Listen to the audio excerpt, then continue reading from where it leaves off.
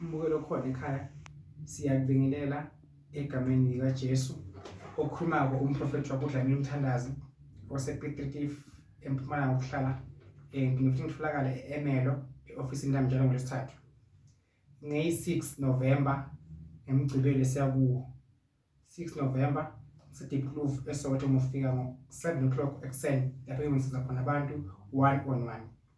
uNkulunkulu usiza umuntu oyisizako. uJehova enithanda nonke bona abakhona emakhaya.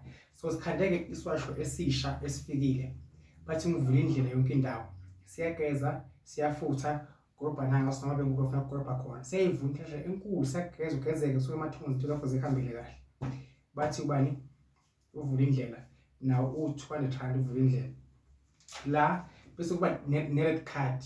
I-red card yona ilwa nezitha, ilwa nesicitho kuphi emzimbeni wakho naphakathi endlini. Mhlawumbe endlini yakho unenkinga yempungane, intuthwane uyakhona ukuchela phakathi endlini, ugeze nawo futhi ugeze kuphume lento eseyikhona ngaphakathi kuwe siyishaye izolwane sifike nje izolo lokho. Umbukelo khona ekhaya uNkulunkulu abusisane kunye nawe into ziningi singabala okuningi kakhulu lapha e-office. Ngasho ukuthi uDr Smith uyakwenza ukuthi hlele unemali, imali engapheza nje zakho. Ngiyakhuleka Hlaza, ngisebenza ngamanzi isikhathi esiningi.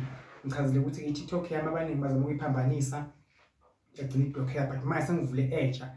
Noma ngeke nje Mthandazi Dlamini 1.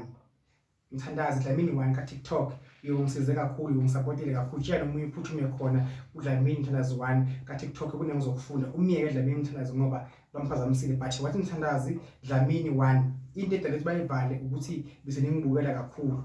Igijima kwathi 60 something ama-viewers bangivalela abantu abano-19. Ngikhuleka labantu mina ngibasiza nje bangikhuleka ngokumanje. Ngongcwele egameni lakho Jehova namandla Nkosi amakhosi. uNkulunkulu aphakade esifunda sezweni sikhwele ukuphila inhlanhla egameni lakho phakade. Haleluya.